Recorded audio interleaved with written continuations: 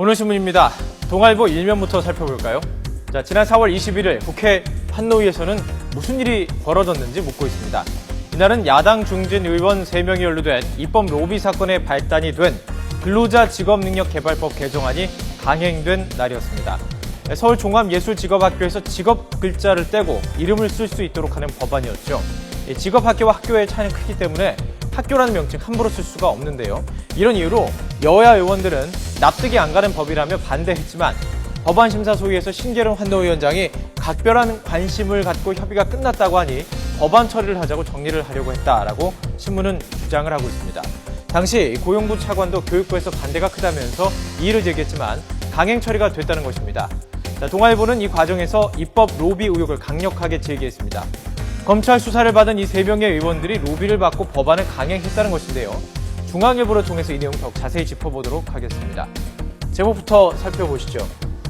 4월 21일은 세월호 사고 후 5일이 지난 시점이죠. 중앙일보는 관련 의원들이 세월호 충격 와중에 이 법안을 통과시켰고 본회의 통과까지는 딱 8일밖에 걸리지 않았다고 지적하고 있습니다. 지난해 9월입니다. 이 법안이 신계룡 의원과 김재현 의원에 의해서 공동 발의가 됩니다. 이후 4월에 앞서 살펴보신 것처럼 이런 과정을 거쳐서 교육부와 법안 심의 과정에서의 반대 입장이 제시가 됐었지만 8일 만에 국회를 통과해서 본회의까지 일산천리로 통과가 됐다는 것입니다.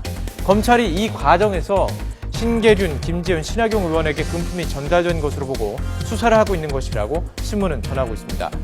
서울종합예술실용학교 SAC 김민성 이사장은 검찰 수사선에 오른 이 3명의 의원들과 오봉회라는 친목 모임도 만들었다고 이렇게 검찰이 판단하고 있다고 실었는데요.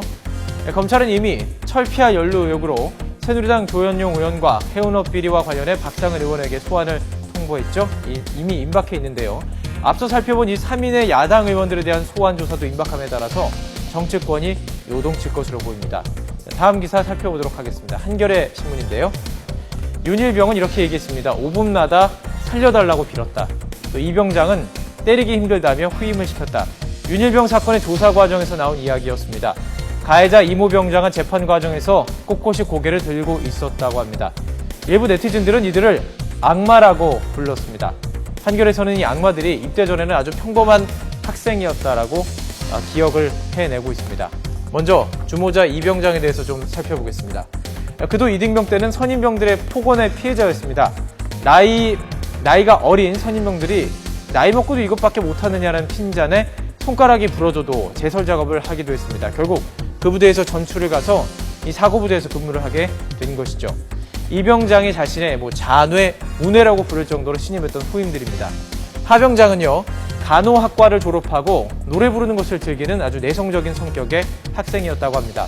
여자와 단둘이 있으면 말도 잘 못 꺼낼 정도였다고 합니다. 이상병은요, 어머니의 안 좋은 어깨 때문에 방사선사가 되어서 고쳐드리고 싶어 했다고 합니다.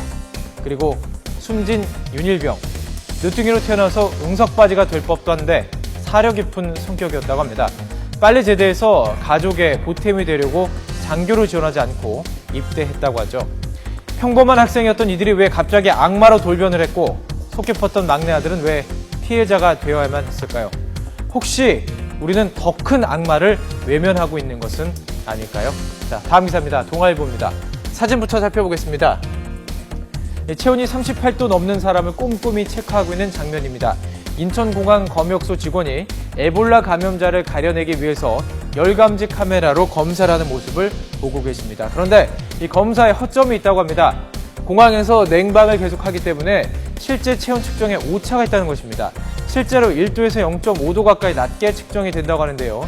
38도를 조금 넘기는 사람이라면 한 37도로 감지가 된다는 것이죠. 그래서 찾아낼 수 없다는 것이죠. 또 건강 이상을 묻는 질문지 자체에 의존하는 비율이 높은데 아프리카 사람들이 많이 쓰는 불어 질문지는 아예 없었다라는 것입니다. 많은 전문가들은 에볼라의 국내 전염 가능성은 희박하다라고 말하고 있지만 국민적인 우려가 큰 만큼 허점을 보완할 필요가 있어 보입니다. 자, 마지막으로 건강 관련 기사 하나 더 살펴보도록 하겠습니다. 조선일보인데요. 자, 지난달이었죠. 가수 유채영 씨 위암으로 숨졌죠. 위암으로 우리 곁을 떠난 젊은 연예인들 꽤 많습니다. 영화배우 장진영 씨, 가수 이민택 씨 모두 30대 젊은 나이였죠. 조선일보에서는 20, 30대들을 공격하는 비만성 위암에 대해서 기사를 썼습니다. 참 무서운 암인데요. 다른 장기 전이가 아주 빠르고요. 증상을 잘 못 느끼기 때문에 이미 발견하면 3, 4기인 경우가 많다는 것입니다.